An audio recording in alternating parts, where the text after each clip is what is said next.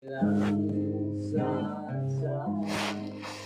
kapuwanan sa Ginoo, apanaapsan Ginoo sa kamatayon. Wala'y kapuslanan pa ang mga kahigayonan, kay sayuta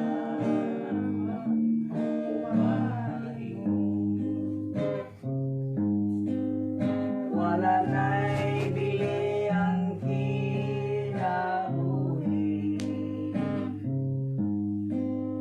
wala na'y kapuslanan pa ang tanan. Samtang may kinabuhi pa buhatan, kung ulahin na wanay kapatunan pa.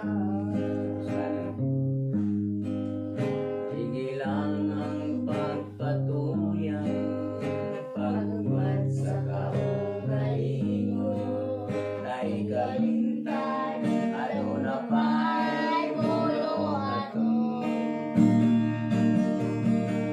Nagandam para sa unahan, apan karon ibawian sa kinabuhi na untang iyang ibig. Wala na'y bili ang kinabuhi, wala na'y kapuslanan pa ang tanan. Samtang may kinabuhi pa buhatan, kung wala'y na wanay kapalunan pa. Sige lang ang paghari-hari, iyang iisip nga siya talahon. Wala'y kalainan sa mga taong kagarahanan, nga ni Jesus sila napalngan nga nakulangan.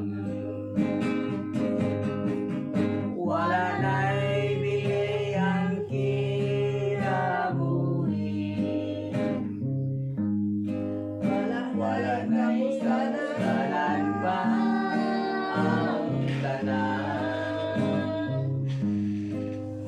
Samtang may kinabuhi pa buhatan, kung wala'y kapalunan pa, kung wala'y kapalunan pa. Sige, apa dit? Ya, kita. Upo naman ka, mambo. Mga langit nun, salamat kayo ni Kabuntago na kahiusa kami na nag-worship ka ni mo. Hinaut mo nga, ikaw mag-guide ka na mo kanunay, palayo mo kami sa mga dili maayo o ikaw mag-ubantog ka na mo ato sa simbahan para safety kami nga makabot dito. Thank you, Lord, for all the blessings and also that our family are still doing the worship for you and give us a chance para mas pag-alagad gihapon media kanimo, makapadayon gihapon kami sa pag-alagad. O pasaylo kami sa mga kalapasan, Lord. Ikaw mo guide na mo kanunay. Ginintanan akong gisalig pinaagi sa muntong ng luwas. Sige, Hesus Kristo. Amen.